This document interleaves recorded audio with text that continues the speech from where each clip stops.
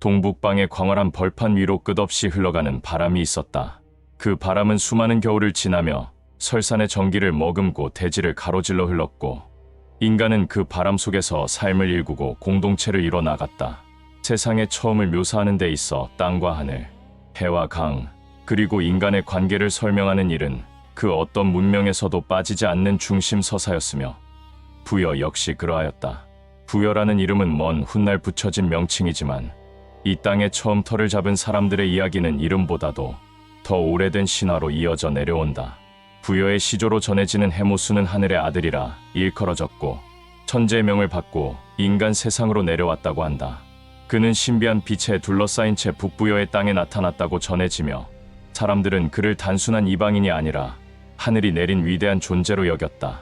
이와 같은 설화는 단지 신비한 이야기에 그치지 않고 왕권의 기원을 정당화하기 위한 정신적 장치였으며 공동체 전체가 하나의 통치 질서를 납득할 수 있게 만드는 상징이었다. 해모수는 천마를 타고 구름을 가르며 내려왔고 하늘의 연기를 품은 자로 묘사되었다는 점에서 당시 사람들이 하늘과 인간을 분리된 존재로만 인식하지 않았음을 알 수 있다. 그가 내려온 땅은 북방의 넓은 강 유역에 자리 잡고 있었으며 이곳은 후일 부여와 고구려의 건국 설화가 맞닿는 문화적 배경이 된다. 해모수가 이 땅에 머물면서 만난 이는 바로 하백의 딸 유화였다. 하백은 물의 신이었으며 그 딸 유화는 물과 달의 기운을 동시에 지닌 존재로 여겨졌다.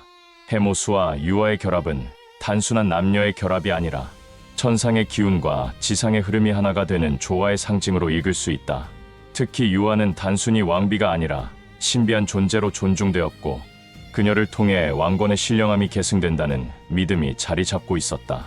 이러한 설화 구조는 고구려의 동명왕 신화와도 긴밀하게 연결되며 이는 부여와 고구려 사이의 문화적 연속성을 보여주는 중요한 단서로 작용한다.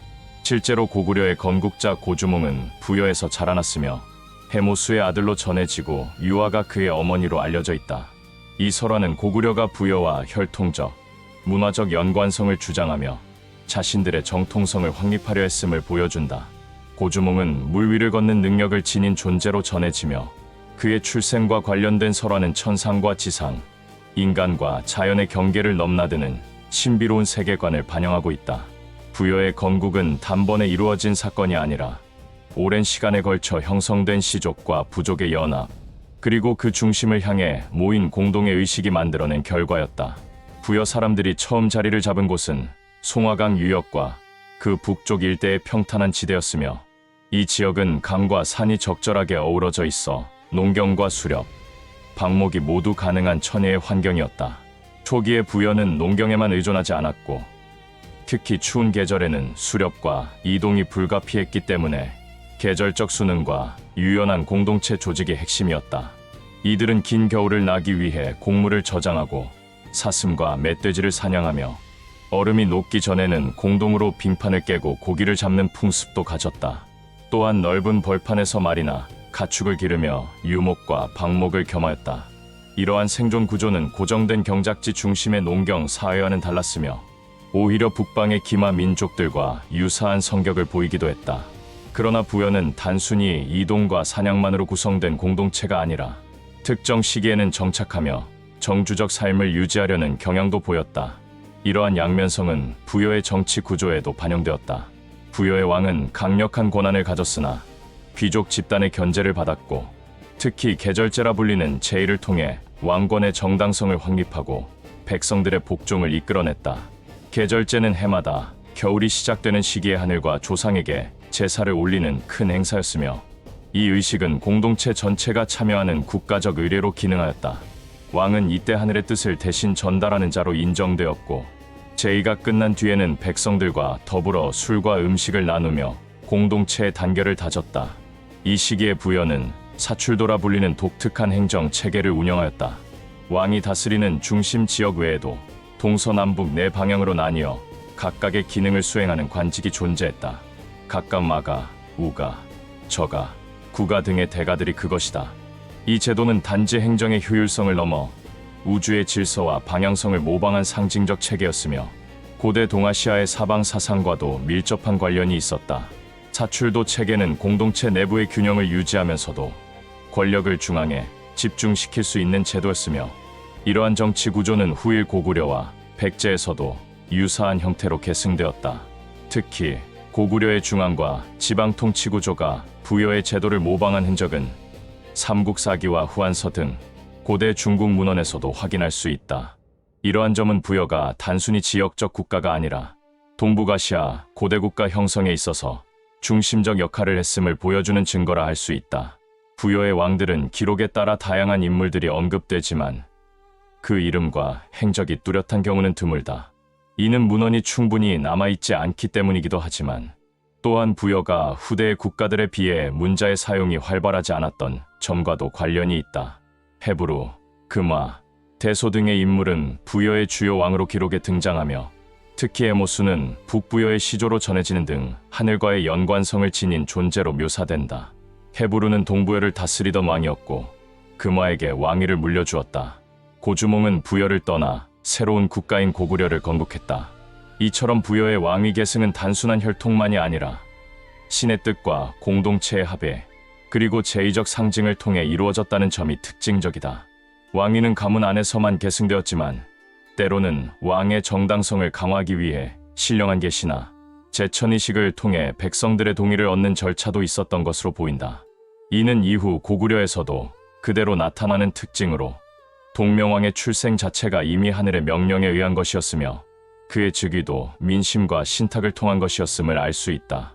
부여의 정치 구조는 매우 독특하였으며 단순히 왕권에 의존하는 체제라기보다는 공동체의 합의와 전통 관습에 기반을 둔 질서였다.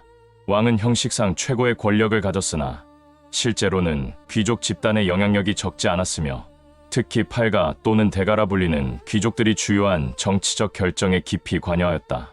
이 귀족들은 대대로 자신의 부족을 이끌며 왕의 통치에 협력하거나 때로는 견제하는 역할도 수행하였다. 이러한 정치 구조는 강력한 중앙집권보다는 유력한 시족들의 연합체적 성격을 강하게 드러내며, 이는 부여가 가진 가장 큰 정치적 특징 가운데 하나였다.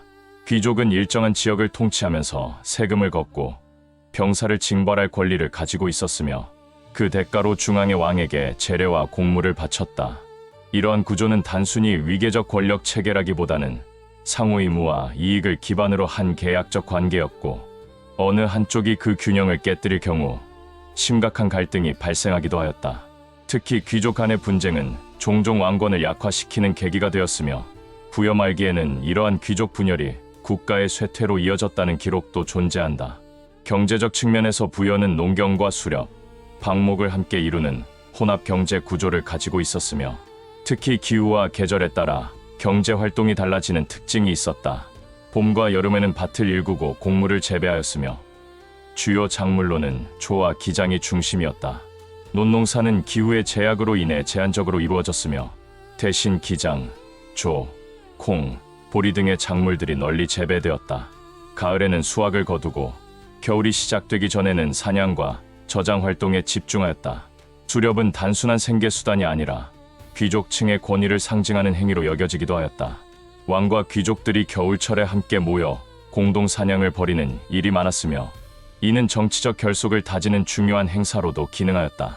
가축은 주로 말, 소, 돼지, 양 등이 길러졌으며, 말은 교통과 전쟁에서 필수적인 수단이었고, 소는 농경과 제사에서 중요한 역할을 하였다. 말과 소의 가치는 매우 높았기 때문에 이를 훔친 자는 가장 무거운 형벌을 받기도 하였다. 교역은 주로 주변 부족 국가들과 이루어졌으며, 교역 대상은 비단, 소금, 철기, 도자기, 옥제품 등이 있었다. 특히 철기는 부여 사회에서 매우 중요한 자원으로 여겨졌으며, 무기 제작과 농기구 제작 모두에 필수적이었다. 철은 주로 주변 산악 지역에서 채굴되었고, 이는 후에 고구려로 이어지는 철기 문화의 기반이 되기도 하였다. 교역은 특정 시장에서 이루어지기도 했지만 대부분은 사절단이나 귀족 간의 사적인 교류 형태로 이루어졌다. 부여 사람들은 공동체 중심의 삶을 중요시하였으며, 제사와 축제를 통해 사회의 통합을 유지하였다.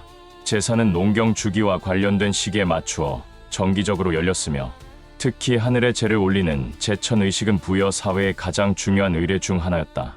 이 제의는 왕이 직접 주관하며 신에게 풍년과 마을의 안녕을 기원하는 동시에 자신의 권위를 다시 한번 천명하는 자리였다. 백성들은 이 시기에 가족 단위로 모여 음식과 술을 나누며 공동체 의식을 다졌고 노래와 춤, 전통 놀이가 함께 어우러지는 축제의 장이 열리기도 하였다. 제사의 장소는 대개 산 정상이나 넓은 들판, 하천 근처와 같이 신성하다고 여겨지는 곳에 마련되었으며 특별한 돌무더기나 기둥, 제단이 설치되어 있었다. 이 제단은 단지 제의 장소가 아니라 공동체의 중심이자 신성한 공간으로 여겨졌으며 평상시에는 접근이 제한되기도 하였다. 제사에 사용되는 가축은 주로 소와 돼지, 염소였으며 가끔은 말도 바쳐졌다고 한다. 희생된 짐승의 피는 신에게 바치고 고기는 백성들과 함께 나누어 먹는 풍습이 있었다. 신앙 체계에서 부여는 다신적 세계관을 가지고 있었으며 하늘, 땅, 해, 달, 산, 강 등 자연 요소 모두에 신령이 깃들어 있다고 믿었다. 특히 해와 달은 왕권과 직결된 존재로 여겨졌으며 해는 왕의 권위, 달은 조화와 풍요를 상징하였다. 이러한 믿음은 왕의 제복이나 관식에도 반영되어 해를 상징하는 원형 문양이나 붉은색, 달을 상징하는 은색이나 초승달 모양이 사용되기도 하였다. 또한 조상신에 대한 믿음도 깊었으며 집안의 가장 큰 방에는 조상을 모시는 공간이 따로 마련되어 있었다. 부여의 일상생활은 매우 실용적이면서도 자연과 조화를 이루는 모습이 중심이었다. 집은 주로 움집 형태였으며 겨울을 나기 위해 땅을 파고 들어가는 구조로 되어 있었다. 지붕은 볏짚이나 갈대, 버드나무 껍질로 덮었으며 집 안에는 흙으로 만든 화덕이 중심에 놓여 있어 난방과 요리를 동시에 할 수 있었다. 벽면은 나무 판자나 흙벽으로 마감되었고 창은 매우 작거나 아예 없었다. 이는 북방의 혹한을 견디기 위한 구조적 선택이었으며 외부 공간은 매우 따뜻하고 아늑하게 유지되었다. 부여 여성은 가정 내에서 매우 중요한 위치를 차지하였으며 제사와 음식 준비, 섬유 짜기와 옷 제작 등 공동체 유지에 있어 필수적인 역할을 수행하였다. 남성은 사냥과 전쟁, 교역과 농경을 주로 맡았고 양쪽의 역할이 조화를 이루며 삶의 질서를 유지하였다. 어린아이들은 일정한 나이가 되면 어른의 노동을 보조하는 일을 하였으며 남자아이들은 활쏘기나 달리기를 배우고 여자아이들은 실잡기와 요리 등을 익히며 자랐다. 교육은 특별한 학교가 있는 것이 아니라 가정과 마을 공동체 안에서 이루어졌고 나이든 자가 젊은 자를 가르치는 전통이 이어졌다. 부여의 군사 체계는 고대 동북아시아의 여러 국가들 가운데서도 독특한 양상을 보였다. 군대는 왕이 직접 지휘하는 친위 부대와 각 귀족 가문이 자체적으로 유지하는 사병 조직으로 나뉘어 있었으며 전시에 이들이 연합하여 국가의 방위를 책임지는 구조였다. 평상시에는 병력이 분산되어 각 지역의 치안 유지나 사냥 등의 활동에 종사하였고 위급 시에는 징지명에 따라 성인 남성이 일정 기간 군사 활동에 참여하는 의무를 지녔다. 군사 복장은 천과 가죽으로 만든 투구와 갑옷이 일반적이었으며 무기로는 활과 창, 칼, 돌도끼 등이 사용되었다. 특히 활은 부여 병사들의 주된 무기였으며 북방의 넓은 평야와 산악 지형에서의 전투에 유리하도록 제작되었다. 기병의 활용도 두드러졌다. 말은 단순한 운송수단을 넘어서 전투에서 결정적인 역할을 하였으며 말과 함께 훈련된 병사들은 빠른 기동성과 강한 충격력을 기반으로 적을 제압하였다. 이는 부여가 유목적 요소를 내포하고 있었음을 다시 한번 보여주는 단서이기도 하였다. 군사훈련은 계절에 따라 일정하게 이루어졌으며 특히 봄과 가을에는 왕의 명에 따라 군사 대여를 갖추고 무예를 겨루는 대회가 열리기도 하였다. 이러한 행사는 군사력 점검을 넘어 귀족 간의 위계를 재확인하고 충성심을 다지는 기회로 기능하였다. 부여의 외교는 주변 국가들과의 관계 속에서 매우 유연하고 현실적인 전략을 취하였다. 북쪽의 선비족, 남쪽의 고구려, 서쪽의 오환족, 동쪽의 옥전 및 동해와의 교섭은 상시적으로 이루어졌으며 필요에 따라 동맹이나 화친 혹은 군사 충돌이 반복되었다. 특히 고구려와의 관계는 매우 복합적이었다. 고구려는 부여의 계통을 계승한 국가였지만 성장 이후에는 부여와 충돌하는 일도 잦아졌다. 삼국사기에 따르면 고구려 대무심왕이 동부여를 공격하여 대소왕을 죽였다는 기록이 있으며 이는 고구려가 팽창 정책을 추진하면서 동부여에 대한 영향력을 확대했음을 보여준다. 이는 부여의 군사력이 약해졌다기보다는 고구려가 팽창 정책을 추진하면서 상위 질서의 전환이 시작되었음을 의미한다. 부여의 멸망은 단순히 외적 침입의 결과만은 아니었다. 국가 내부의 분열, 특히 귀족 간의 권력 다툼과 왕권 약화가 심각한 수준에 이르렀으며, 이러한 내부 불안정은 외세의 공격에 쉽게 무너질 수 있는 구조를 만들었다. 마지막 왕으로 알려진 의려왕은 북방의 선비족과 고구려 사이에서 외교적 줄타기를 하였으나 결국 고구려의 압박을 이기지 못하고 나라를 내주게 되었다. 이 과정에서 부여의 유민들은 고구려로 흡수되거나 각지로 흩어졌고, 일부는 중국 동북 지역이나 만주 동부로 이주하여 삶을 이어갔다. 하지만 부여의 정신은 사라지지 않았다. 고구려는 부여의 제도를 적극적으로 받아들이고 그 유산을 바탕으로 강력한 국가 체제를 완성하였다. 고구려의 사출부 제도, 제천의식, 귀족 중심의 정치 구조, 다신 신앙, 활 중심의 무장 구조 등은 모두 부여로부터 이어진 것들이었다. 특히 왕권의 신성화와 천손 사상은 고구려 왕권 강화의 핵심이 되었으며, 이후 백제 또한 부여의 후예임을 자처하며 자신들의 정통성을 강조하였다. 백제의 시조인 온조왕은 주몽의 아들이자 곧 부역의 혈통으로 이어진 인물로 묘사된다. 백제는 남쪽으로 내려와 마한을 통합하며 세력을 키웠지만 부여적 정치 질서와 문화 구조를 남쪽에서도 그대로 유지하였다. 이는 단순한 제도의 모방이 아니라 문화적 정체성의 계승이자 자긍심이었다. 백제의 초기 무덤 양식, 법률 체계, 귀족 조직, 대외 외교 전략 등에서 부여의 흔적은 뚜렷이 나타났고, 이는 이후 외국과의 교류에서도 중요한 역할을 하였다. 한편 발해 또한 부여와 고구려의 전통을 계승한 국가로 평가된다. 대조영은 고구려 유민과 말갈 세력을 이끌고 동모산에 나라를 세웠으며, 발해의 정치 제도와 문화는 고구려를 계승하면서도 부여의 정신을 이어받은 구조로 나타난다. 특히 발해는 부여의 제천 의식과 자연 숭배, 다신적 세계관을 그대로 품고 있었으며, 이러한 종교적 유산은 각종 비석과 무덤, 제사 의식 속에 깊이 새겨져 있다. 부여는 동아시아 고대사에서 체계적 국가 조직과 종교적 사유, 왕권 이념, 군사 전략, 외교술, 공동체 의식을 포괄적으로 이룩하며 중요한 역할을 한 고대 국가였다. 특히 북방 문화와 남방 문화의 경계에 선 부여는 두 흐름을 융합하고 조율하며 전혀 새로운 형태의 문명을 창조하였다. 이는 이후 한민족의 유연성과 포용성, 강인함과 협동심을 설명하는 기원으로도 이해될 수 있다. 오늘날 우리는 부여의 모습을 완전하게 복원할 수는 없지만 그들이 남긴 이야기와 유물, 후손들의 전통 속에서 그 흔적을 되짚어볼 수 있다.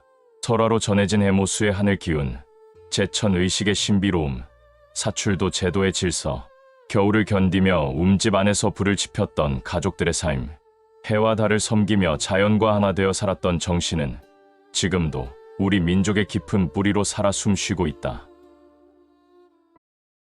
동북방의 차가운 들판과 눈 덮인 고원 너머로 부여는 다시금 숨을 가다듬고 새로운 시대를 맞이하게 되었다. 이전의 신화적 개국과 혼란의 시간을 지나 보다 체계적인 정치 질서와 외교 전략을 갖춘 왕이 등장하였고, 그 인물이 바로 금화왕이라 불리는 존재였다. 금화왕은 단순히 왕조의 계승자로만 평가할 수 없는 인물로, 그는 동부여의 안정과 발전을 이끌며 부여의 전성기를 이끈 중심에 있었던 인물이다. 금화라는 이름은 빛나는 과실처럼 귀하고 순수한 뜻을 지닌다고도 하며, 실제로도 그는 왕으로서 도덕성과 지혜, 군사력과 외교술을 고루 갖춘 인물로 후대에 전해지고 있다. 금화왕이 통치하던 시기의 부여는 이전보다 훨씬 정비된 정치 체계와 군사 조직을 갖추게 되었으며, 주변 국가들과의 관계 또한 단순한 충돌이나 교역을 넘어서 복합적인 외교 전략으로 확장되었다. 부여는 이 시기에 이르러 고정된 지리적 경계를 넘어서 자신의 문화와 정치 질서를 외부에 보여주는 힘을 가졌으며, 그 자체로 동북아시아, 북방의 문명권 가운데서 중심적 위상을 갖게 되었다. 금화왕은 중앙의 귀족 집단과 지방의 시족장들 사이에서 균형을 유지하면서도 왕권의 정당성과 신성성을 제의와 법률을 통해 더욱 공고히 하였다. 특히 계절제나 제천 의식의 운영에서 그는 왕권의 영적 정통성을 끊임없이 드러내었으며, 신령한 조상과 하늘의 명을 위임받은 존재로서의 권위를 백성들 앞에 각인시켰다. 당시 부여의 국정은 크게 왕과 귀족 회의, 사출도의 내 관할 구역을 중심으로 운영되었으며, 각 지역은 해당 기능에 따라 행정과 군사를 나누어 처리하였다. 왕은 정기적으로 각 지역의 대표를 소집하여 국사를 논의하였으며 이러한 회의는 왕권의 일방적인 지시가 아니라 각 세력의 의견 조율과 협력을 통한 운영이었기에 내부 결속력을 높이는 데 큰 도움이 되었다. 금화왕은 이 구조를 적절히 활용하여 군사 동원을 효율화하고 철 생산지와 가축 사육지를 적절히 분배하며 국가의 경제 기반을 안정화하는 데 큰 기여를 하였다. 실제로 금화왕 시기의 부여는 철제 농기구와 무기 제작에 있어 북방 지역 최고의 기술력을 자랑하게 되었으며 이는 이후 고구려와 다른 국가들이 부여를 견제하거나 모방하는 데 중요한 요인이 되었다. 금화왕이 왕위에 오르기 전까지 부여는 잦은 외침과 내부 분열로 불안정한 상태에 놓여 있었다. 북방에서는 선비족이 세력을 키우며 부여의 북쪽 변경을 위협하였고 동쪽으로는 동해와 옥저가 서로의 경계를 두고 갈등을 반복하였다. 남쪽에는 고구려가 막 형성되기 시작한 시점이었고 그들은 부여의 문화와 제도를 바탕으로 하면서도 새로운 정치 질서를 추구하고 있었다. 이러한 상황 속에서 금화왕은 단순히 군사력에 의존하기보다는 외교와 교섭, 그리고 정략적 연합을 통해 주변을 안정화하려는 노력을 기울였다. 그는 때로는 선물을 보내고 때로는 사절을 받아들이며 국가 간의 긴장을 줄이는데 집중하였다. 가장 주목할 만한 것은 고주몽과의 관계였다. 고주몽은 금화왕의 궁 안에서 머물던 존재였으며 그는 뛰어난 무예와 지혜로 금화왕의 총애를 받았던 인물이었다. 하지만 시간이 흐르며 고주몽의 존재가 점차 부여 내부에서 위협으로 받아들여지게 되었고 이는 정치적 갈등으로 이어졌다. 금화왕은 애초에 고주몽을 받아들였으나 귀족들과 태자대소의 견제가 강해지면서 결국 고주몽이 부여를 떠나게 되는 상황이 발생하였다. 이 사건은 단순한 궁중 갈등이 아니라 국가의 정체성과 계승에 대한 본질적 충돌로 이해할 수 있다. 고주몽은 부여계의 정통성을 잇는 인물이었고 금화왕 또한 하늘의 명을 위임받은 자였기에 두 인물 사이의 갈등은 단순한 권력 다툼이 아니라 신화적 구조 속에서 정의의 주체가 누구인가를 두고 벌어진 충돌이었다. 고주몽이 떠난 이후에도 금화왕은 동부여의 안정과 번영을 위해 군사력 정비에 집중하였으며 북방의 선비족과는 수차례 국경 충돌이 벌어졌다. 이 충돌은 단순한 약탈의 문제가 아니라 자원과 영토를 두고 벌어진 본격적인 세력 확장 경쟁이었다. 금화왕은 선비족의 기동력을 무력화하기 위해 방어용 진지를 산간 지역에 세웠으며 병사들에게 철제 투구와 두꺼운 방패를 지급하여 지속적인 침공에 대비하게 하였다.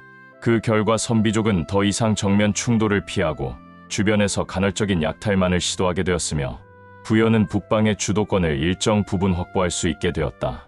이러한 상황은 후에 중국 측 기록인 후한서나 삼국지위서 동의전에 간접적으로 나타나기도 하며 당시 부여가 강대한 세력으로 평가받았던 이유 중 하나이다.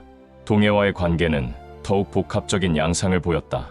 동해는 풍요로운 어족 자원과 농경지대를 가진 국가로 부여와의 교역이 활발하게 이루어졌던 시기와 갈등이 반복되던 시기가 번갈아 나타났다. 금화왕은 동해에 대해 우호적인 접근을 시도하였으나 동해 내부의 일부 족장이 이를 거부하고 북방의 자율적 영향권을 형성하려 하면서 마찰이 일어나기 시작하였다. 부여는 이러한 갈등을 무력으로 대응하기보다 일부 족장을 설득하고 동해 내부의 친부여 세력을 키우는 방식으로 대처하였다. 이는 단순한 전쟁이 아닌 정략과 외교를 병행하는 부여식 접근이었다고 할 수 있다. 이 전략은 일정 기간 동안 효과를 보았으며 부여와 동해 사이에는 일정한 교역 노선과 계절마다 열리는 공동시장이 형성되었다는 전승도 존재한다. 한편 옥저와의 관계는 훨씬 긴장감이 높았다. 옥저는 부여보다 지리적으로 남쪽에 위치하면서도 바닷길과 강을 통해 빠른 물자 운송이 가능했던 지역으로 군사적 요충지로도 매우 중요한 곳이었다. 금화왕은 옥저의 동해안 지대의 영향을 확대하기 위해 수차례 외교 사절을 파견하였고 옥저의 주요 시족과 혼인 관계를 맺으려는 시도도 있었다.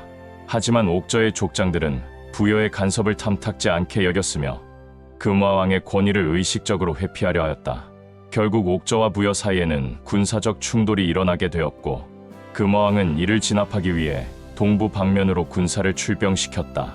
이 전투는 승패를 가르기보다 상호 간의 자원 소모가 컸던 전쟁으로 기록되며 이후 양국은 일정 기간 휴전을 맺고 교류를 중단하게 되었다.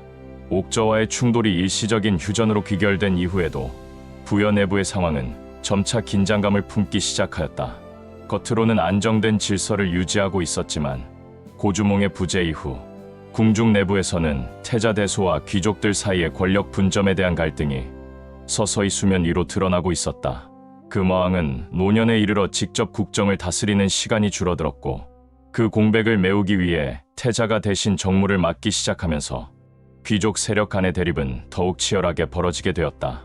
특히 사출도의 각 구역을 담당하던 관리들 사이에서는 중앙의 지시보다 자신의 세력 기반을 강화하는 데 집중하는 경향이 강해졌으며 이는 부여의 정치 구조를 조금씩 흔들기 시작하는 계기가 되었다. 이러한 정치적 균열 속에서도 금화왕은 부여의 무기 체계를 강화하고자 노력하였으며 특히 철제 무기의 대량 생산과 군사훈련의 체계화를 추진하였다. 철광 자원이 집중된 서부 사출도 지역에는 대규모 주조장이 설치되었고 이곳에서는 병기 제작뿐 아니라 농기구, 생산도 함께 이루어졌다. 병사들은 일정한 나이에 도달하면 지정된 지역에서 기본적인 무예 훈련을 받아야 했고 이 훈련에는 활쏘기, 창 던지기, 방패 밀기, 말을 타고 달리는 기마술 등이 포함되었다. 금화왕은 특히 활의 사용을 중요시하여 각 병사에게 적어도 7걸음 거리에서 3번 연속 표적을 마치지 못할 경우 다시 훈련을 반복하게 하였다고 전해진다. 부여의 무기는 당시 북방 지역에서 가장 정교하고 효율적인 형태로 발전하였으며 이는 단순한 전투 기술을 넘어 국가의 위신과도 직결되는 중요한 상징이었다. 특히 철제 투구에는 태양을 형상화한 금빛 문양이 새겨져 있었으며 이는 왕의 명으로 제작된 병장기라는 상징성을 부여하였다. 이러한 장비는 전투뿐 아니라 제사나 대회 행사 시에도 착용되었으며 병사들이 줄지어 나타날 때는 마치 하늘의 군대가 움직이는 듯한 인상을 주었다고 한다. 이처럼 금화왕은 무기력으로만 나라를 지키는 것이 아니라 무기를 통해 백성들에게 왕권의 권위를 새겨주는 방식으로 통치를 이어나갔다. 경제적으로도 금화왕 시기의 부여는 새로운 전환점을 맞이하였다. 계절에 따라 이동하던 농경 중심의 구조는 점차 정착 생활과 연계되었고 저장 기술의 발전으로 식량의 장기 보존이 가능해졌다. 겨울을 대비한 저장고는 각 마을 중심에 위치하였으며 곡물뿐 아니라 건조된 고기와 채소, 나무 껍질로 만든 약초들이 함께 보관되었다. 특히 곡물의 여부는 교역에 사용되었으며 이는 부여가 자급자족을 넘어서 타 부족과의 경제적 우위를 확보하는 데 중요한 수단이 되었다. 금화왕은 해마다 농사철이 끝난 가을 직접 곡창을 점검하였으며 수확이 부족한 마을에는 중앙에서 양식을 보낼 것을 명령하였다. 교역은 강과 해안을 따라 확장되었으며 특히 옥저나 동해와의 계절 시장은 부여 상인들에게 매우 중요한 수입원이 되었다. 물품은 주로 곡물, 가추, 도기, 철기, 옥 제품, 가죽, 소금 등이었으며 각 지역의 특산물을 중심으로 자연스럽게 분업이 형성되었다. 상인은 가문 단위로 운영되었으며 일정한 교육과 예절을 갖춘 자만이 사절단에 포함될 수 있었다. 이들은 거래 시 반드시 말의 오른쪽 귀에 장식을 달고 상대 부족의 대표 앞에서 절을 한 뒤 본격적인 교섭에 들어갔다. 이러한 외교 예법은 단순한 관습이 아니라 부여가 문명국가로서 품격과 질서를 중시했음을 보여주는 상징이었다. 한편 금화왕은 신앙과 제2문화의 강화에도 깊은 관심을 기울였다. 부여는 여전히 자신을 섬기는 신앙 구조를 유지하고 있었으며 그 중심에는 태양신과 조상신, 산령, 강신 등이 존재하였다. 금화왕은 왕이 곧 태양의 아들이라는 인식을 백성들에게 각인시키기 위해 제천의식의 규모를 크게 확대하였으며 특별한 제단을 축조하고 의식 때는 정해진 의복을 갖추도록 하였다. 제천의식은 해마다 동짓날 새벽에 시작되었고 왕이 직접 흰 옷을 입고 신단 위에 올라 하늘에 술을 바치는 것으로 시작되었다. 이때 사용되는 술은 그의 첫 수확의 곡물을 빚은 것이었으며 불에 구운 고기와 함께 진설되어 하늘에 올려졌다. 백성들은 마을마다 공동으로 모여 제사에 참여하였고 일주일간의 축제 기간 동안에는 일체의 형벌과 세금 징수가 중지되었다. 축제의 마지막 날에는 각 지역의 장인과 예술가들이 모여 노래와 춤을 선보였으며 이를 통해 부여의 문화적 정체성을 새롭게 다지는 계기를 마련하였다. 이 제의는 단순한 종교 행위를 넘어서 국가 전체의 연대감을 강화하는 행사였으며 특히 전쟁과 자연재해를 겪은 후에는 그 중요성이 더욱 부각되었다.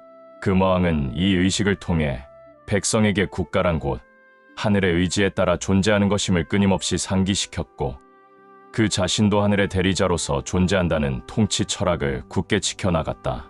이처럼 금화왕 시기의 동부여는 군사, 외교, 경제, 문화의 각 방면에서 이전보다 확연히 정비되고 강화된 체제를 갖추게 되었으며, 이는 부여가 단순한 부족연합체에서 문명국가로 진화하는 전환기의 중심에 있었다는 사실을 명확히 보여준다. 그는 외세의 위협과 내부 갈등 속에서도 국가의 질서를 유지하고 외교의 품위를 지켜낸 통치자였으며, 부여라는 이름이 주변의 위엄과 존경을 갖고 전해지게 만든 이였다. 금화왕이 오랜 재위 끝에 붕어한 이후 부여는 다시 한번 중대한 전환점 앞에 놓이게 되었다. 그의 아들로 지목된 태자대소가 즉위하였으나 금화왕과 같은 절대적 신망을 얻지 못하였고, 그의 정치는 보다 강경하고 귀족 중심적 성격을 띠었다. 금화왕이 지켜온 절제와 조화의 정치가 사라지자 사출도 각 지역의 귀족들은 서로의 권한을 두고 경쟁하기 시작하였으며, 이는 내부 분열의 불씨가 되었다.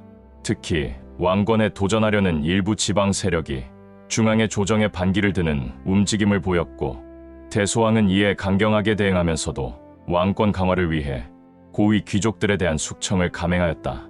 이러한 내정의 경직은 외교 관계에도 영향을 주었고, 그 결과 가장 큰 전환은 고주몽이 세운 고구려의 부상으로 나타나게 되었다. 금화왕 재위 시절 부여를 떠난 고주몽은 남하하여 졸본 부근의 자리를 잡았고, 그곳에서 점차 세력을 키우며 새로운 국가의 틀을 세워나갔다. 고구려는 단순히 부여의 분파가 아니라 정통을 계승한 또 하나의 중심국으로 성장하게 되었고, 부여와의 정치적 긴장은 자연스럽게 외교적 갈등으로 이어지게 되었다. 대소왕은 고주몽의 존재를 잠재적인 위협으로 간주하였고, 과거 궁중 내의 갈등을 넘어 외교적 관계 재정립이 필요하다는 인식을 하게 되었다. 고구려는 부여의 제도와 문화를 대부분 계승하였으나 보다 강한 군사 중심 국가로 발전하면서 동북 지역의 새로운 강자로 떠올랐다. 고주몽은 과거 부여 궁정에서 배운 정치와 군사 기술을 바탕으로 고구려의 정비를 빠르게 진행하였고, 주변 부족을 흡수하며 세력을 확대하였다. 고구려는 초기에는 부여와의 정면 충돌을 피했으나 부여의 외교 압박이 강해지자 군사적 긴장을 고조시키며 반격의 의지를 보였다. 이러한 긴장 속에서 고구려는 압록강 일대의 전략적 요충지를 장악하였고, 이는 부여의 교역로와 외부 영향력에 직접적인 타격을 입히는 계기가 되었다. 당시 부여는 대소왕을 중심으로 외교적 수습을 시도하였으나 이미 고구려는 독립된 정통국가로 자리매김하고 있었고, 고주몽의 권위는 하늘의 뜻을 받은 존재로 여겨지며 백성들의 지지를 얻고 있었다. 결국 부여는 고구려와의 경쟁 속에서 외교적 주도권을 상실하게 되었고, 주변국들은 고구려와의 외교 교섭을 더욱 선호하게 되었다. 이는 부여의 위상이 실질적으로 약화되기 시작했음을 의미하였고, 고구려가 문화적 중심지로 부상하면서 부여가 전성기의 자리를 점차 내어주게 되는 역사적 흐름으로 이어졌다. 그럼에도 불구하고 부여의 문화는 고구려를 포함한 여러 국가에 깊은 영향을 주었으며, 특히 제천의식과 사출도 제도, 다신 숭배 사상은 후속 국가들에 의해 계승되었다. 고구려의 중앙과 지방 체제, 귀족 등급, 무기 체계, 사법 규율 등은 대부분 부여의 유산을 기반으로 재해석된 결과였고, 백제 또한 부여계의 정통성을 자처하며 국가의 정체성을 세워갔다. 일본 열도에까지 영향을 미친 부여의 옥제품, 철제 무기, 도자기 등은 당시 동북아시아 문화권에서 고급 문물로 인정받았으며, 이들 문물은 교역로를 통해 광범위하게 전파되었다. 한편 금화왕 시대의 문화적 안정과 풍요는 사후에도 일정 기간 유지되었지만, 시간이 흐를수록 귀족 간의 대립, 지방의 이탈, 외세의 위협이 동시에 겹쳐지며 균열이 심화되었다.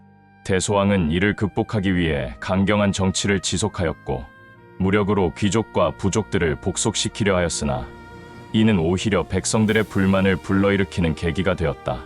특히 농민 계층은 계속된 전쟁과 징세로 인해 생활이 피폐해졌고, 곳곳에서 반란의 조짐이 나타나기 시작하였다.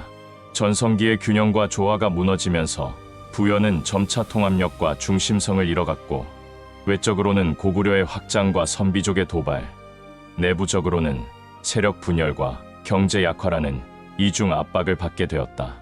이러한 흐름 속에서도 부여는 문화적으로는 여전히 강한 정체성을 유지하였으며 각지에 파견된 사절과 상인, 예술가들은 부여의 정신과 형식을 계속 전달해 나갔다. 부여에서 제작된 벽화와 제기, 제복은 고구려와 백제의 왕실 문화로 전해졌고 태양을 형상화한 문양은 각국 왕실의 상징으로 자리 잡게 되었다. 또한 부여식의 신화와 왕권 이념은 후속 국가들이 자신들의 기원을 설명하는 근거가 되었으며 이는 오늘날까지 이어지는 정신문화적 유산으로 평가된다.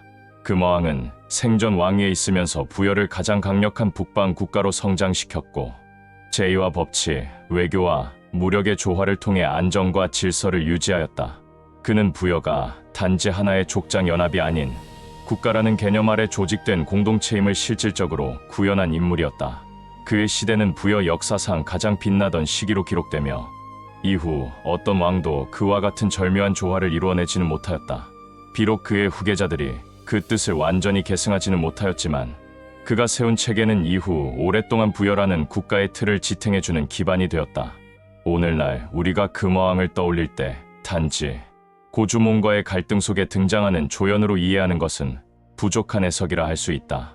그는 실존 정치와 외교, 그리고 정신문화에 이르기까지 동북아시아의 문명적 기반을 세우는데 핵심적인 역할을 하였으며 그가 이끈 동부여는 단지 부여의 한 시기가 아니라 한민족 고대 국가 발전사 전체의 중심에 있었다.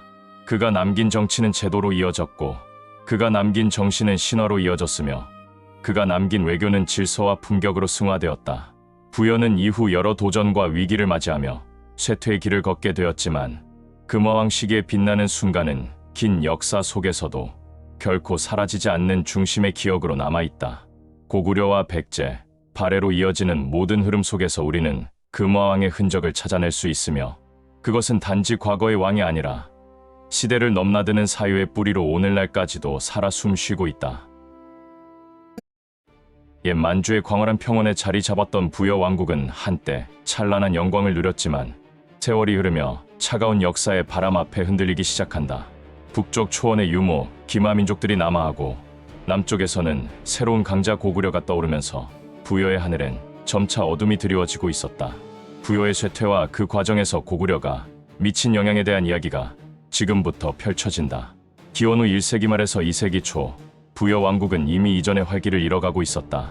초창기 부여의 전설적 왕 해모수와 헤부르의 시대를 지나 금화왕과 대소왕으로 이어진 부여 왕시에는 균열의 조짐이 나타났다. 부여에서 자라난 왕자 주몽이 정치적 갈등 끝에 부여를 탈출하여 남쪽으로 고구려를 건국한 것은 부여 쇠퇴의 서막을 알리는 사건이었다. 주몽의 고구려는 곧 강력한 신흥 세력으로 부상했고 부여와 고구려는 긴장 어린 관계로 접어들었다. 마침내 서기 22년 고구려 3대 왕 대무심왕은 부여를 직접 침공하여 결전을 벌였다. 이 전쟁에서 부여의 왕 대소는 고구려 장수 괴유의 칼에 목숨을 잃었고 왕을 잃은 부여는 크게 흔들렸다. 부여 왕시의 한 일원이었던 갈사왕은 부여의 멸망을 예감하고 압록강 유역으로 달아나 갈사부여라는 작은 나라를 세웠으며 대소왕의 사촌동생은 백성 만여 명을 이끌고 고구려에 투항하는 등 부여는 내부에서 분열되고 말았다. 비록 이 사건으로 부여가 완전히 망한 것은 아니었으나 부여 왕시의 권위는 땅에 떨어졌고 주변 정세 역시 부여의 등을 돌리기 시작하였다. 갈사부여는 얼마 지나지 않아 고구려에 흡수되었고 이후 부여는 더욱 험난한 생존의 길로 접어들었다. 1세기 후반에서 2세기에 이르는 동안 부여는 한때 혼란을 수습하고 비교적 안정을 찾는 듯 보였다. 부여의 영토는 송화강 평원을 중심으로 여전히 광범위했고 왕국은 농경과 목축을 기반으로 부를 유지하고 있었다. 부여의 왕들은 중국 후한 및 주변 세력과 외교를 펼치며 국위를 세우기도 했다. 그러나 이 시기에도 고구려와 부여 사이의 알력은 계속되었다. 2세기 중엽인 121년에는 고구려가 중국 후한과 충돌하는 틈을 타 부여의 한 왕자 위구태가 현도성에 공격해온 고구려군을 기습하여 성을 구원한 일이 있었다.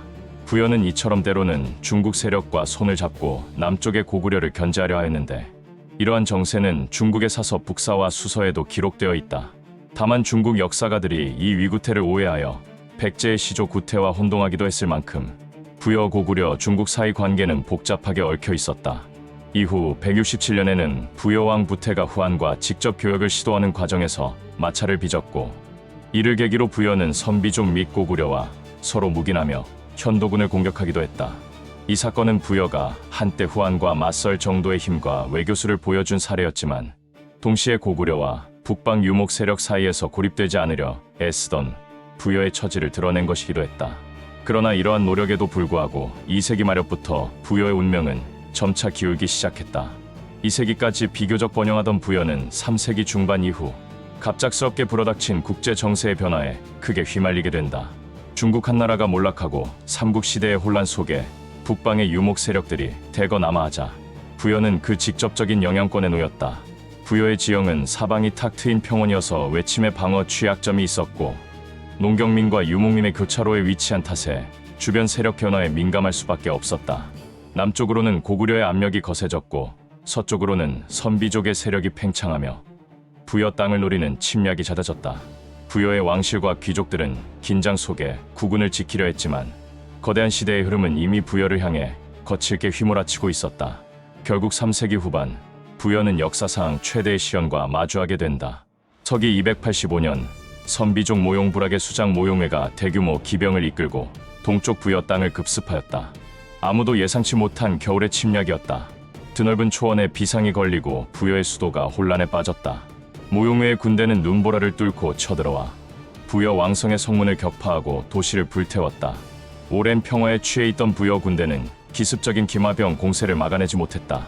사방으로 화염이 치솟고 비명이 가득한 가운데 부여의 왕 의련은 끝내 궁궐을 등지고 도망칠 수 없음을 깨달았다. 사로잡힌 백성들의 울부짖음 속에서 의려왕은 치욕을 견디지 못하고 스스로 목숨을 끊고 말았다. 왕이 자결하고 마침내 수도마저 함락되자 부여는 순식간에 붕괴 직전에 처했다. 모용 선비군은 부여인 1만여 명을 포로로 사로잡아갔고, 승리의 함성과 함께 약탈이 자행되었다. 한겨울 얼어붙은 대지 위로 부여인의 피눈물이 흐르고, 한때 강성했던 부여 왕국은 이 순간 처참한 패배를 맞이하였다. 생존한 부여 왕실과 귀족, 백성 일부는 필사적으로 북쪽으로 몸을 피했다. 의려왕의 죽음 직전, 왕족과 가까운 신하들은 왕씨의 보물과 남은 병력을 이끌고 두만강 방면, 부곡저 땅으로 도망쳐 근근히 목숨을 건졌다. 차가운 강물을 건너는 피난 행렬은 고향을 잃은 슬픔에 흐느끼고 있었고, 눈 덮인 벌판 위로 이들의 그림자가 길게 드리워졌다. 부여 왕국의 중심지였던 지린 방면의 도읍을 버리고 이주하는 뼈아픈 결단이었다. 부여 역사상 유례없는 위기의 한복판에서 부여는 이렇게 한 차례 멸망의 문턱까지 떨어졌다. 그러나 부여의 불씨는 아직 완전히 꺼지지 않았다. 이듬해인 286년, 의려왕의 뒤를 이어 왕위에 오른 의라왕은 부여를 재건하기 위해 사력을 다하였다. 때마침 중국 서진 왕조가 북방 이민족의 남하를 견제하고자 부여를 도울 준비가 되어 있었다. 서진 조정에서 파견된 동의교의 하감 장군이 이끄는 원군이 도착하자 부여에 남은 군사들은 다시 힘을 얻었다. 의라왕과 부여 군대, 그리고 서진의 지원군은 힘을 합쳐 부여 땅에 남아있던 모용 선비족의 자녀 세력을 몰아내는 데 성공하였다. 짙은 안개가 낀 새벽, 부여의 군사들이 포위를 뚫고 반격에 나섰고, 서진 군대의 함성이 함께 울려 퍼졌다. 마침내 빼앗겼던 부여의 도성을 탈환한 의라왕은 몰살을 면한 백성들을 수습하며 왕국의 재건을 선포하였다. 이로써 부여는 다시 일어서는 듯 보였다. 폐허가 된 도읍의 연기가 가라앉고 의라왕은 쓰러진 왕궁 터전에 다시 국기를 세우며 눈물을 흘렸다. 그러나 이 승리는 어디까지나 일시적인 기사회생에 불과했다. 의라왕의 복구 노력에도 불구하고 285년의 참변 이후 부여의 국력은 예전만 못하였다. 가까스로 진나라의 도움으로 나라를 되찾기는 했지만 부여는 이전의 광의를 잃고 피폐해진 상태였다. 무엇보다도 부여의 인구와 자원이 크게 감소하였다. 모용회의 침략 때 수많은 부여 주민들이 포로로 끌려가 북중국으로 노예로 팔려가 버린 것이다. 부여 평원에서 끌려간 사람들 중 상당수는 먼 이국 땅에서 자유를 잃고 고단한 생을 이어가야 했다. 부여 내부의 상실감과 공포는 컸고 왕씨의 권위도 땅에 떨어졌다. 그럼에도 부여인들은 다시 강국으로 일어서기 위해 애를 썼다. 의라왕과 신하들은 성벽을 수리하고 흩어진 백성들을 불러 모아 재기를 꾀했지만 그것은 마치 거센 역류를 거슬러 오르는 것만큼이나 힘겨운 일이었다. 설상가상으로 부여를 도와주던 서진마저 오래 버티지 못했다. 서진 왕조는 4세기 초엽 오호란으로 불리는 북방 민족들의 침입을 받아 남쪽으로 도망치듯 수도를 옮기고 북중국 지배권을 상시하고 말았다. 의라왕이 의지하던 외부의 유일한 동맹이 사라지자 부여는 완전히 고립무원의 처지에 놓였다. 이제 부여는 스스로의 힘으로 거센 폭풍우와 맞서야만 했다. 4세기 초에 들어 부여의 처지는 더욱 어려워졌다. 서진이 몰락한 후 부여의 서쪽에는 모용 선비족이 세운 나라 전연이 강성해졌고 남쪽의 고구려 역시 서서히 세력을 넓혀가고 있었다. 부여는 두 강대 세력 사이에서 외줄타기를 하듯 아슬아슬한 생존을 이어갔다. 고립된 부여를 노리는 눈은 사방에 도사리고 있었다. 특히 부여의 남쪽에 위치한 고구려는 4세기 전반 들어 부여 땅 북부로 영향력을 뻗치고 있었다. 기록에 따르면 부여는 더 이상 최초의 중심 지역을 지켜낼 수 없게 되어 부득이 서쪽 변경으로 근거지를 옮겼다고 전한다. 전해지는 이야기로는 부여 왕실이 한때 사슴이 많이 서식하던 녹산 부근에 머물렀는데 어떤 침략을 받아 서쪽, 즉 연나라 쪽으로 도읍을 옮겼다고 한다.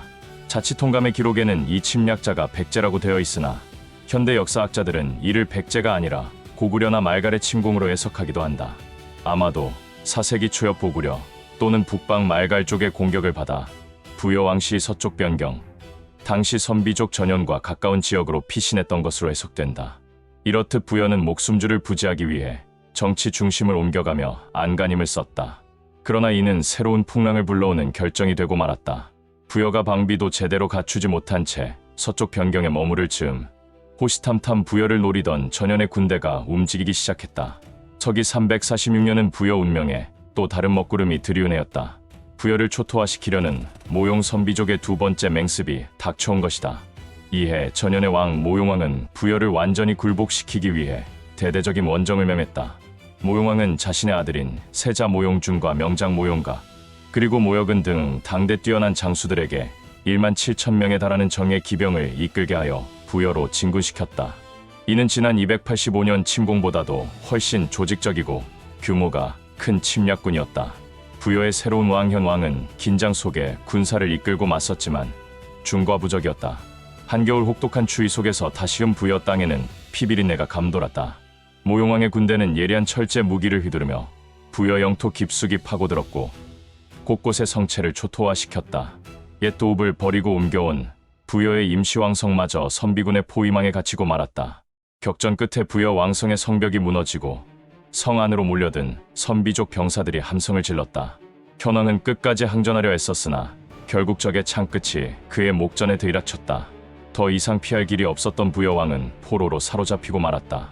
왕이 생포되자 부여 군사들의 사기는 땅에 떨어졌다. 전연의 군대는 부여 주민들을 닥치는 대로 사로잡아 포박했고 그 수가 5만여 명에 이르렀다고 전한다. 눈 쌓인 벌판 위로 끝없는 포로 행렬이 이어졌고 부여 왕국은 또 한 번 치명적인 타격을 입었다. 부여의 국고와 보물은 약탈당하고 수많은 젊은이가 말 울음소리 속에 끌려갔다. 승자인 모용왕은 패배한 현왕에게 회유책을 쓰기도 했다. 사로잡힌 부여 왕 현에게 전연은 진동장군이라는 직위를 내리고 자신들의 부속국 왕으로 삼으려 하였으며 심지어 모용왕은 부여 왕을 사위로 삼는다며 전연 왕씨의 공주와 혼인까지 약속하였다. 그러나 이 모든 것은 부여의 남은 세력을 달래어 통제하려는 전략에 불과했다. 현왕과 부여 귀족들은 명목상 지위를 부여받았지만 사실상 부여의 중심 세력은 이때 거의 와해되고 말았다. 이리하여 부여 왕국은 전연의 속국이나 다름없는 처지로 전락하였다. 346년 모용왕의 침략 이후 많은 이들은 부여의 멸망을 기정사실로 받아들였다. 실제로 일부 역사서와 학자들은 이때 부여가 완전히 멸망했다고 판단하기도 한다. 전연의 침략으로 부여의 옛 땅은 이미 정복당했고 그 후 370년 무렵이면 부여 땅이 고구려에 병합되어 그 판도 안에 들어갔다는 견해도 제시되었다. 이러한 주장의 근거 중 하나는 부여의 한 귀족 모두르의 묘지명의 영북부여 수사, 즉 북부여를 지키는 관직을 지냈다는 기록이 있고 또한 광개토대왕이 즉위 후 북부여를 진수하였다는 내용이 보인다는 점이었다. 더불어 중국 위서 고구려전에는 북위 명원제 태평 진군 연간의 고구려 국경이 북으로 옛 부여에 이르렀다고 하여 5세기 중엽에 이미 고구려의 영토가 부여 옛 땅까지 확장되었음을 보여준다. 그리고 앞서 언급했듯 삼국사기에는 494년 부여 왕이 처자를 이끌고 고구려에 항복했다는 기록이 있는데 일부 학자는 이를 잘못된 중복 기록으로 보아 부여가 이미 그보다 한참 이전에 멸망했다고 보았다. 그러나 이러한 견해에도 불구하고 346년 이후 부여의 역사는 완전히 끝나버린 것이 아니었다. 비록 국가의 형태는 크게 흔들렸으나 부여의 왕통과 주민들은 완전히 사라지지 않고 명맥을 이어갔다. 사실 전현의 모용왕은 부여를 정복했을 때 그 땅을 직접 장기간 다스릴 여력이 없었다. 346년 당시 전현은 서쪽으로 후조와 대치 중이었고 남쪽으로는 고구려와도 전쟁을 치르고 있던 터라 멀리 부여 땅의 병력을 영구 주둔시키기가 어려웠다.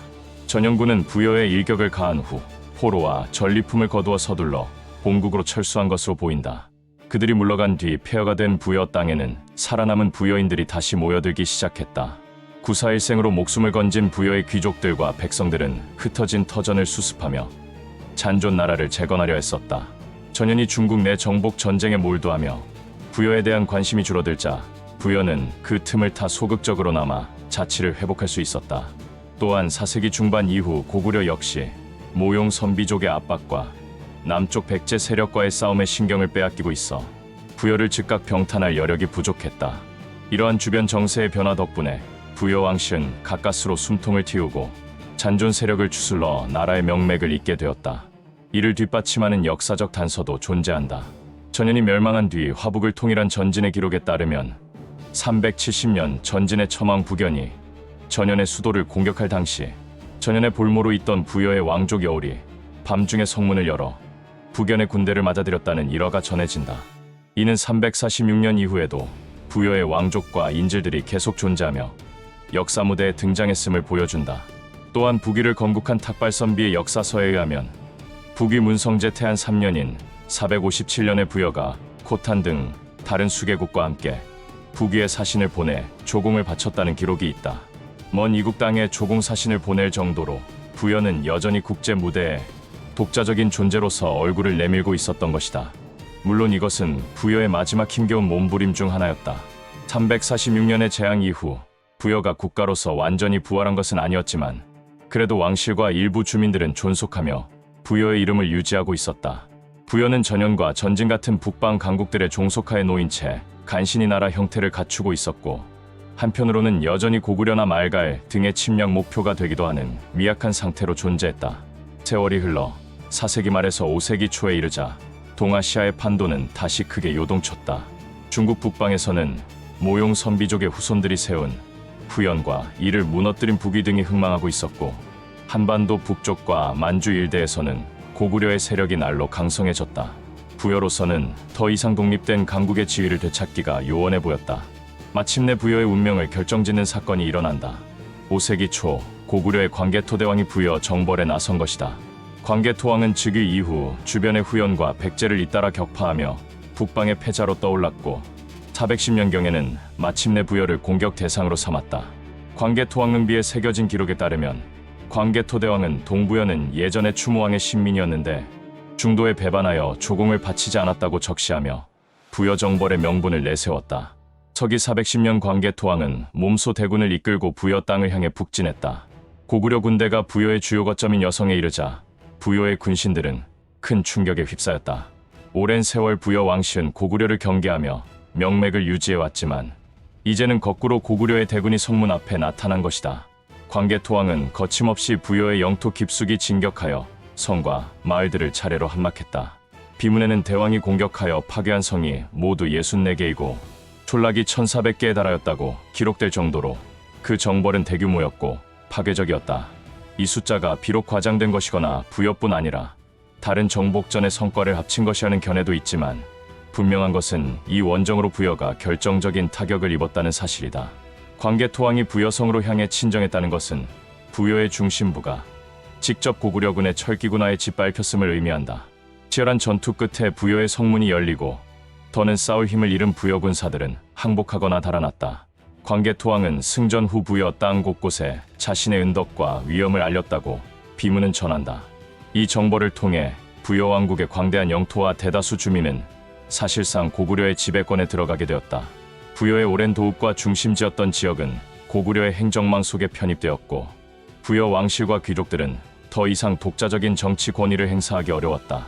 역사 속에서 부여라는 국가의 실체는 이 시점에 대부분 소멸되었다고 볼 수 있다. 광개토왕의 정복 이후 부여 왕실은 간신히 명맥만 유지하는 형태로 존속했다. 부여의 마지막 군왕은 전해지는 이름조차 없이 후대의 잔왕, 즉 약한 왕이라고 불리게 된다. 이는 부여의 실질적 국력이 이미 끝장났음을 방증하는 별칭이었다. 부여 왕실은 광개토왕과 그의 후계자 장수왕 치하의 고구려 영향력 아래 놓여 형식상 왕족의 지위를 인정받으며 부여 지역을 다스리는 지방 세력으로 전락했다. 5세기 중엽 북위를 방문한 고구려 사신이 전한 보고에서도 당시 고구려의 북쪽 영토가 옛 부여에까지 이르렀다고 하였으니 부여 전역이 이미 고구려 영토로 편입되어 있었음을 알 수 있다. 다만 부여 왕족들은 완전히 제거되지 않고 고구려 왕씨의 감독하에 일정한 자치를 허용받은 채 남겨져 있었다. 이는 부여 지역 주민들을 효율적으로 다스리기 위한 고구려의 방편이었을 것이다. 고구려는 부여계 왕족을 앞세워 부여 땅을 통치하되 실권은 고구려 관료들이 행사하는 식의 지배 구조를 취했던 것으로 보인다. 옛 부여 귀족들은 명목상의 왕실로 연명하며 정통을 이어갔지만 더 이상 독립된 나라의 군주는 아니었다. 그럼에도 부여라는 이름은 완전히 사라지지는 않았고 부여 왕실 역시 존속하면서 마지막 순간을 맞이하게 된다. 운명의 마지막 장면은 5세기 마렵에 찾아왔다. 부여의 쇠잔한 불꽃을 꺼뜨린 것은 역설적이게도 고구려의 칼날이 아니라 북방에서 새롭게 부상한 다른 세력이었다. 5세기 후반 동북만주의 숙지대에서는 물길이라 불린 말갈개 부족이 힘을 키우며 남쪽으로 세력을 넓혀가고 있었다. 이들은 점차 남하하여 송화강 유역까지 진출, 고구려의 변경을 위협하기 시작했다. 오랜 세월 고구려의 보호하에 연명해 오던 부여 왕실과 그 남은 영토는 바로 이 물길의 침입에 직면하게 되었다. 하지만 부여에는 더 이상 이를 막아낼 군사력도 예전처럼 맞서줄 기계도 남아있지 않았다. 나라의 허리는 이미 고구려에 예속된 상태였고 변경을 지킬 병력은 턱없이 부족했다. 궁지에 몰린 부여의 마지막 왕은 결국 고구려의 최후의 결단을 내린다. 고구려 왕실의 구원을 요청하고 스스로의 나라를 바치는 것이었다. 고구려의 역사서인 삼국사기에 따르면 고구려 문자명왕 3년인 494년 2월 부여의 왕과 왕비, 왕자가 나라 자체를 이끌고 와 항복해왔다고 기록되어 있다. 바로 부여의 잔왕이 가족과 함께 고구려로 투항하여 부여 땅을 완전히 넘긴 것이다. 이리하여 형식적으로 남아있던 부여 왕국의 마지막 흔적마저 역사 속으로 사라졌다. 당시 고구려 왕 문자명왕은 부여 왕씨의 항복을 받아들이고 부여 지역을 고구려의 직하령역으로 병합하였다. 오랜 시간 명맥만을 유지하던 부여 왕실은 스스로 문을 닫고 고구려의 품에 귀속됨으로써 부여는 완전한 멸망을 맞이하였다. 부여의 수도였던 지역에는 더 이상 부여 국왕의 깃발이 휘날리지 않았고 수백 년을 이어온 고대 왕국 부여의 역사는 이렇게 막을 내렸다. 부여는 먼 옛날 만주의 드넓은 평원에 자리 잡았던 고대 왕국으로 한겨울 눈보라가 휘몰아치는 추위 속에서도 수백 년 동안 찬란한 문화를 꽃피웠던 나라이다. 이 나라의 이름인 부여는 벌이라 불리던 광활한 평야에서 유래했다는 설이 있으며 만주의 옛말로 사슴을 뜻하는 푸에서 나왔다는 이야기 또한 전해진다. 기원전 2세기경부터 존재하기 시작한 부여는 예맥계 고대 국가로서 중국의 역사서에 기원전 1세기부터 그 이름이 등장할 만큼 오랜 역사를 지니고 있다. 부여 왕실의 시조에 대한 전설도 신비롭게 전해지는데 중국 한나라 시기의 책인 논영과 위나라 시대의 기록 위략에 따르면 부여의 시조 동명왕이 북쪽 땅 탕리국에서 남하하여 나라를 세웠다고 한다. 이 동명왕 설화는 훗날 고구려 건국 신화의 주인공인 동명성왕 이야기와도 닮아 있어 고대의 신화와 역사가 서로 이어져 있음을 보여준다. 이렇게 부여는 전설 속 인물의 건국 이야기로 시작되어 현실의 강대한 국가로 성장하게 된다. 초기 부여는 넓은 평야 지형 덕분에 농경을 주로 하는 정착 문화를 이룩하였다. 부여 사람들은 오곡을 경작하며 농사를 지었고 말과 소와 돼지, 개와 같은 가축도 많이 길렀는데 특히 부여의 넓은 들판에서 자란 말들은 그 질이 좋아 주변에 이름이 날 정도였다. 농사를 짓는 농경민이면서도 동시에 말을 타고 다니는 기마 풍습이 일반화되어 있었기에 부여 군대는 기동성이 뛰어나 주변 세력에 비해 상당히 우수한 전투력을 자랑할 수 있었다. 이러한 말타기 문화의 힘 때문인지 부여 유민의 일부는 남쪽으로 내려가 훗날 고구려와 백제를 세우는 주역이 되었다는 해석도 전해진다. 한편 나라의 중심지였던 부여성의 정확한 위치에 대해서는 여러 설이 있으나 대체로 오늘날 만주 길림성 일대나 송화강 유역의 평야 지대로 추정되고 있다. 부여는 그 광활한 영역이 사방 2000리에 달했다고 할 만큼 넓은 땅을 다스렸으며 서쪽으로는 유목민족인 선비족과 접경하고 동쪽으로는 밀림의 음루족과 맞닿아 있었고 남쪽으로는 고구려와 이웃하여 주변 여러 세력과 교류하고 대립하며 발전하였다. 부여는 초기에는 왕의 한 혈통에서 나오면서도 여러 부족장이 함께 국정을 의논하는 부족연맹체 성격을 띠고 있었다. 나라의 왕은 신비한 주술 능력을 지닌 제사장의 모습을 겸했고 풍년이 들도록 하늘에 제를 올리며 백성을 이끌었다. 그러나 만약 가뭄이나 냉해로 농사가 망쳐 흉년이 들면 왕이 하늘의 뜻을 잃은 탓이야 여겨졌고 그 죄를 물어 왕을 죽이거나 쫓아내기도 했다는 기록이 있다. 그만큼 당시 부여 사람들에게 왕은 나라의 풍요와 안녕을 책임지는 존재였고 신성한 의무를 다하지 못하면 가차없이 교체될 수 있는 자리였다. 이러한 원시적 공동체 전통 속에서 왕권은 점차 강화되어 갔으나 여전히 왕이 모든 권력을 마음대로 휘두르는 절대 군주는 아니었다.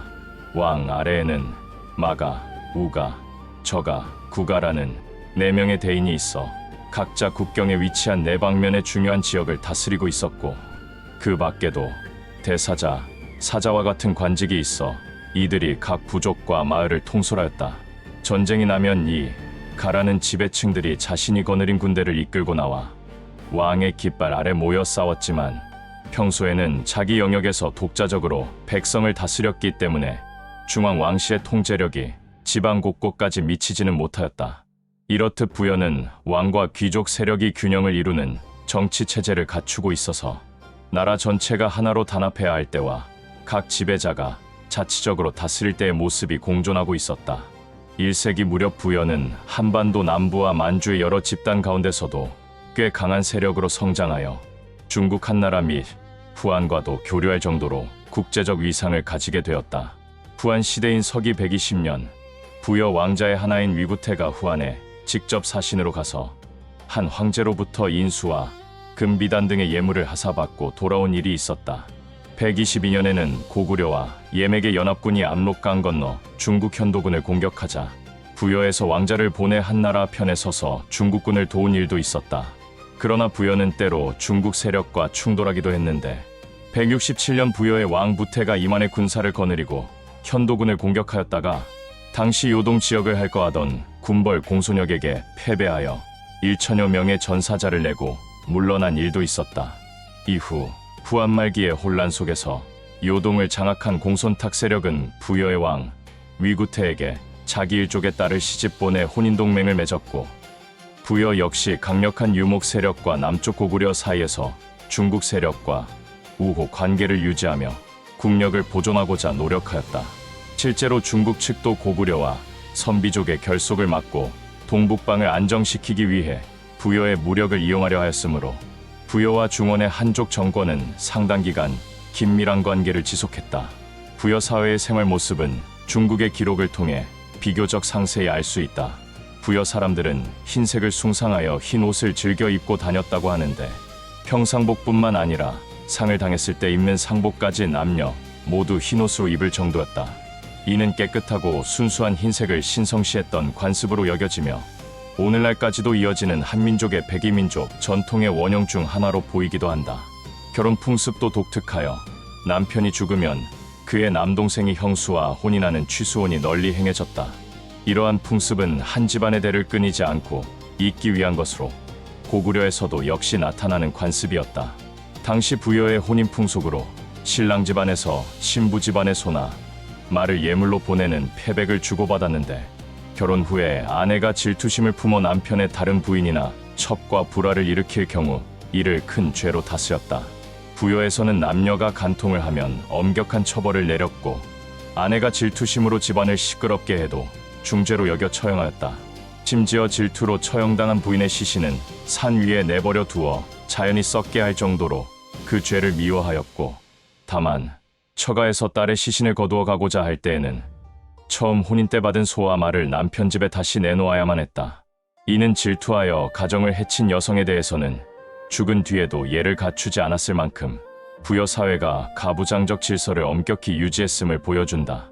형법 역시 대단히 엄격해서 사람을 죽인 자는 사형에 처할 뿐 아니라 그 범인의 가족까지 모두 노비로 삼았으며 남의 물건을 훔친 자는 훔친 값의 12배를 배상하게 하는 이른바 일책시비법으로 다스렸다. 훔친 물건값을 12배로 갚지 못하면 그 죄인 역시 노예로 전락하였으니 부여에서는 절도와 살인 같은 범죄에 대해 연좌제에 가까운 가혹한 처벌을 가했던 것이다.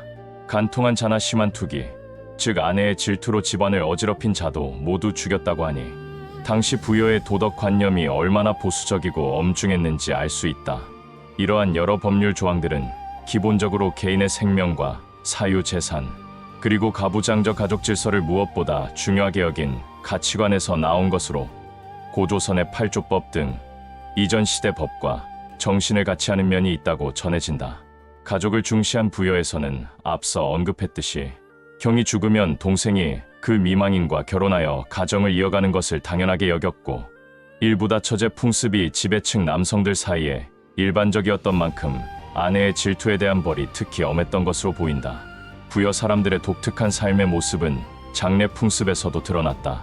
일반 평민들은 사람이 죽으면 시신을 바로 묻지 않고 어느 정도 시일을 두었다가 해가 바뀐 뒤 좋은 날을 택하여 장례를 치르는 후장 풍습이 있었다.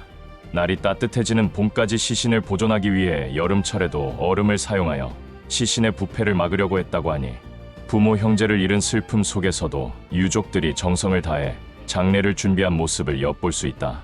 신분 높은 지배층의 장례는 더욱 엄숙하고 비장하여 묘를 쌓을 때 살아있는 노비 수십 명에서 많게는 100여 명을 함께 죽여 순장으로 묻기도 했다.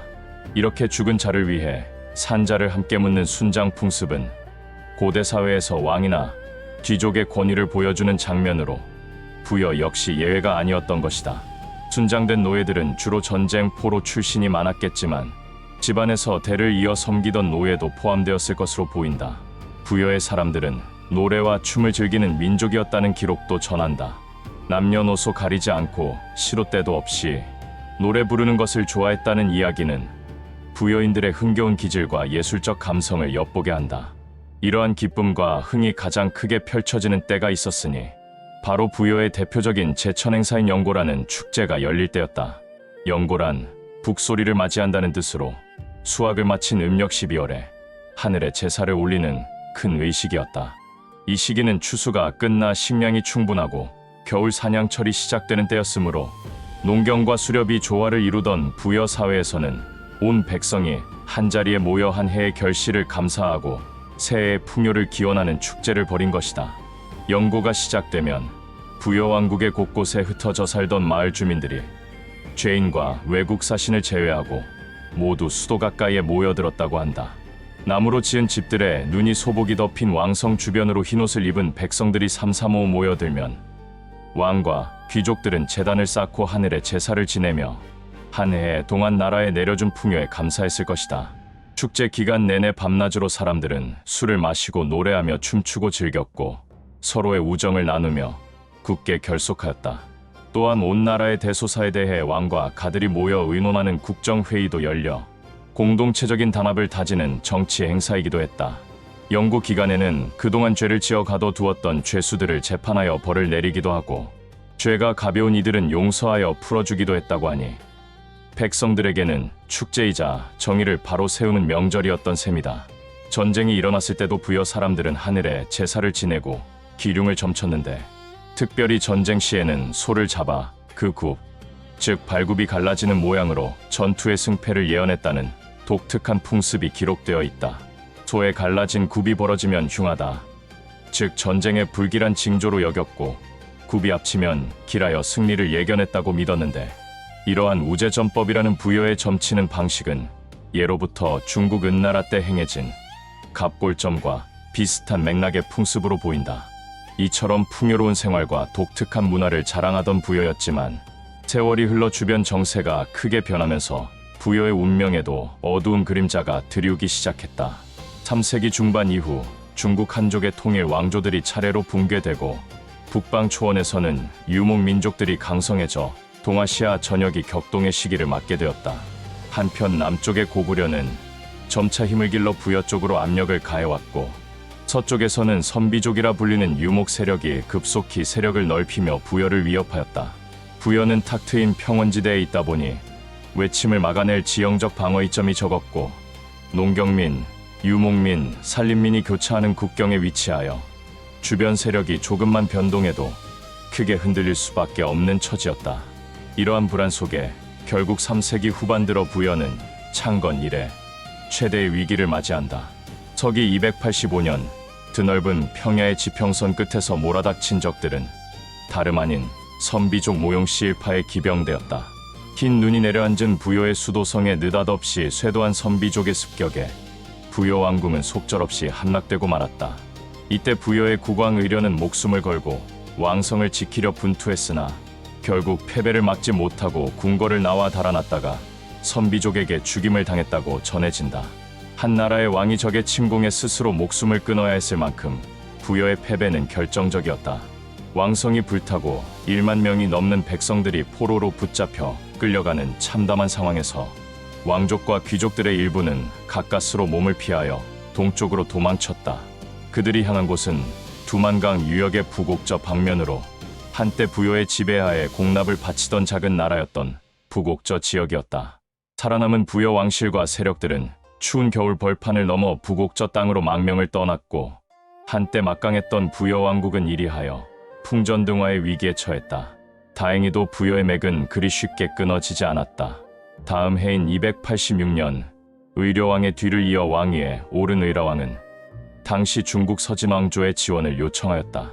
서진 조정에서는 동이교의 하감에게 명하여 부여를 도와주도록 했고 하감은 군대를 파견하여 부여 땅을 유린하던 모용 선비족을 격퇴하였다. 싸움에서 연전연승하던 선비족도 중국 군대와 부여 유민의 결연한 반격 앞에 결국 물러났고 부여의 새 왕 의라와 그의 백성들은 폐허가 된 옛 땅을 되찾는 데 성공하였다. 이로써 한때 멸망 직전까지 갔던 부여는 다시 부흥하는 듯 보였고 부곡저로 피신했던 부여 사람들 중 일부는 본국에 돌아와 재건의 힘을 보탰다. 그러나 이미 피난길에 오른 채 정착해버린 이들은 고향 땅으로 돌아오지 않고 부곡저 일대에 그대로 머물렀는데 이후 이들은 본국 부여와 갈라져 점차 독자적인 세력으로 살아가게 된다. 그들을 가리켜 훗날 고구려인들은 부여의 동쪽에 따로 떨어져 나간 부여라는 뜻에서 동부여라고 불렀으며 한편 이후 부여의 명칭이 분화되어 북부여와 동부여로 불리게 되었다는 견해도 있다. 4세기 들어 부여는 한 차례 나라를 회복한 이후에도 계속해서 몰아치는 풍파를 피할 수 없었다. 왕실과 귀족들은 부여가 다시 강성해지길 바랐지만 285년의 참화를 겪은 뒤 나라의 힘은 예전만 못하였다. 서진의 도움을 청해가며 버텼던 부여는 그러나 오래지 않아 또다시 큰 시련을 맞는다. 346년 서쪽에서 재기한 모용 선비족의 국가 전현이 대군을 이끌고 부여를 침공해 온 것이다. 전현의 왕 모용왕은 자신의 아들과 동생을 보내 직접 부여 정벌에 나섰고 부여의 국왕현은 결사항전했으나 적의 맹공 앞에 크게 패배하고 말았다. 수도가 다시 함락되고 현왕은 전현군에게 사로잡혔으며 부여 백성 5만여 명이 포로로 끌려가는 막대한 피해를 입었다. 가까스로 목숨을 부지한 왕족과 주민들이 일부 남아있었지만 이때의 패배로 부여 왕국은 사실상 치명상을 입어 다시 일어서기 어렵게 되었다. 전현의 왕 모용왕은 항복한 부여의 왕 현을 자신의 사위로 삼아 위로하고 그에게 전현의 신하로서 벼슬까지 내리는 회유책을 썼으나 더 이상 부여는 독립된 나라로서 기능을 상실해버렸다. 4세기 중엽의 이 참변 이후로 부여는 급속히 쇠퇴하여 주변 강대국의 그늘 아래 명맥만 간신히 유지하는 신세가 된다. 346년 전현의 침략 이후 부여 땅은 고구려의 영향권 아래 들어가게 되었다. 부여는 완전히 멸망하지는 않았지만 더 이상 스스로 강국이라 할 수 없었으므로 고구려가 부여 지역에 군대를 주둔시키고 통치를 감독하였다. 부여 왕실은 고구려의 지배하에서 그 땅을 다스리는 지방 왕가 정도로 겨우 명맥을 이어갔고 사실상 부여는 고구려의 한 속국처럼 전락하였다. 한편 285년 이후 갈라져 나갔던 동부여 세력은 부여 본국과 따로 떨어져 있으면서 어느 정도 자치를 유지하다가 결국 고구려 광개토왕대의 고구려의 영향력 아래에 놓이게 되었다. 동부여라는 작은 부여의 분국마저 역사 속으로 사라지자 이제 북만주의 옛 부여 땅에는 오직 이름뿐인 부여 왕실만이 남게 되었다. 부여 왕실은 한 번은 457년에 북이라는 중국 북방 왕조의 사절을 보내 조공을 바치고 국제무대에 등장하기도 했지만 이것은 옛 위세를 회복하기 위한 마지막 몸부림에 불과했다. 고구려의 보호 없이는 독자적으로 설 힘을 잃은 부여는 시간이 갈수록 더욱 기울어갔다. 5세기 말 부여의 운명을 결정짓는 최후의 순간이 찾아왔다. 동쪽 만주의 삼림지대에서 일어난 새로운 강자 물길족이 남하하여 세력을 떨치자 고구려와 부여는 모두 이들의 거센 공세에 직면하였다. 물길은 송화강 줄기를 따라 부여의 서쪽 영역까지 침범하였고 쇠약해진 부여로서는 더 이상 그들을 막아낼 힘이 없었다. 이때 부여 땅을 지키고 있던 부여 왕실은 결국 고구려의 내지로 피신할 수밖에 없었다. 자신들이 다스리던 부여 지역을 등지고 남의 나라 땅으로 옮겨가는 비통한 선택이었지만 더 이상 속수무책으로 침략당하기 전에 고구려의 도움을 받아 목숨을 부지하려 한 것이었다. 고구려 역시 부여 왕실을 받아들여 안으로 들이고 대신 부여 옛 땅의 통치권을 온전히 장악하였다. 이렇게 부여 왕실이 끝내 자신들의 근거지인 만주 벌판을 잃고 떠나면서 한때 크고 강대했던 부여국의 명맥도 완전히 끊어지고 말았다. 때는 서기 494년 고구려의 문자명왕 3년에 이르러 부여의 마지막 왕이라 일컬어지는 잔왕이 남은 가족과 함께 나라 자체를 들어 고구려에 항복하였다는 기록이 삼국사기에 전해진다. 약 700년 가까이 이어져 내려오던 부여의 역사가 이로써 대단원의 막이 내려진 순간이었다. 부여라는 나라는 역사 속에서 사라졌지만 그 발자취와 유산은 완전히 사라지지 않았다. 패망한 부여의 왕족과 주민 상당수는 고구려 땅에서 새로운 삶을 이어갔고 그들이 지녔던 언어와 풍습, 정신은 고구려 문화 속에 스며들었다. 부여 왕실의 후예들은 고구려에서 벼슬을 받고 귀족으로 대우받기도 했으며 특히 남쪽 백제는 부여의 유산을 짙게 이어받은 나라로 알려져 있다. 실제로 백제의 건국 시조 온조는 전해오는 이야기에서 부여 계통으로 묘사되고 백제 왕실은 자신들의 성씨를 부여라하여 부여 왕가의 후손임을 자처하였으며 백제의 성왕은 나라 이름을 남부여라고 칭하기도 했다. 이는 부여의 왕통과 문화적 전통이 백제에 계승되었음을 뜻하며 비록 부여 자체는 멸망했어도 그 정신은 고구려와 백제를 통해 면면이 계승되어 갔다. 한때 만주의 광야를 호령하며 찬란한 문화를 꽃피웠던 부여는 이렇게 역사 속에서 그 모습은 사라졌지만 그로부터 이어진 새로운 나라들 속에서 다른 모습으로 살아남아 오늘날 한민족 역사에 깊은 흔적을 남긴 것이다. 눈 덮인 들판에서 울려 퍼지던 영고의 북소리와 백성들의 노랫소리는 이제 들을 수 없지만 부여의 이야기는 고대사의 한 장면으로 길이 기억되어 우리에게 교훈을 전해주고 있다.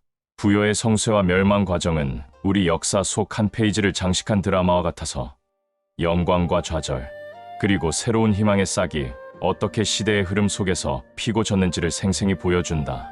이렇게 부여의 역사는 끝이 났지만 그 끝은 또 다른 시작으로 이어져 한반도의 새로운 역사로 꽃피었으니 부여는 비록 사라졌으되 그 혼과 순결은 영원히 남아있게 되었다.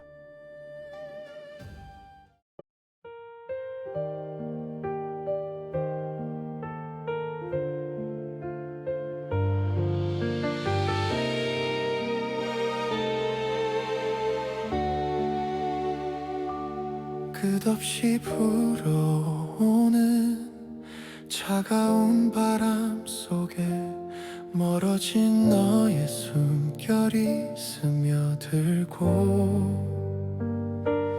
어두운 하늘에 반짝이던 별처럼 우리의 시간도 멀어져 가네.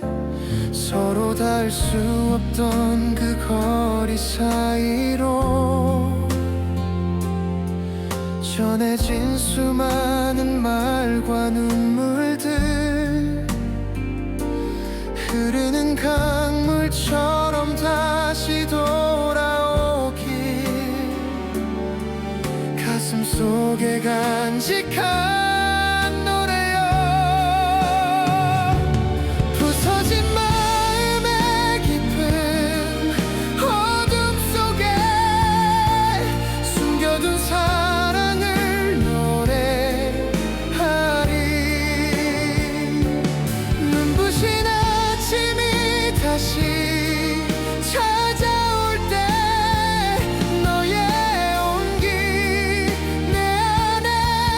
사랑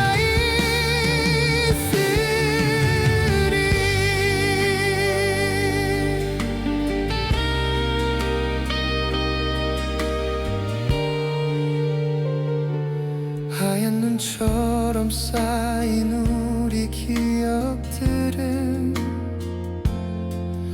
조용히 바람에 실려와 무너진 약속 사이 숨결을 모아 잊혀진 꿈들 다시 춤추리라.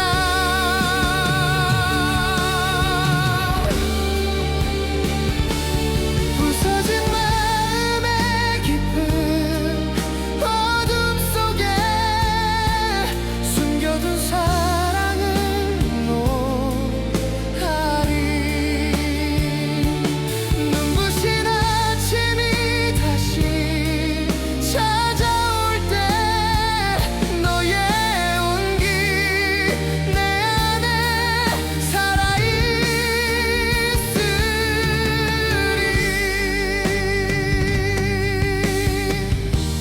길 잃은 별빛이 다시 모여 깊은 밤을 헤치고 빛을 찾아 끝없는 시간 지나 새로운 아침에 우리 사랑 노래 울려 퍼지리라.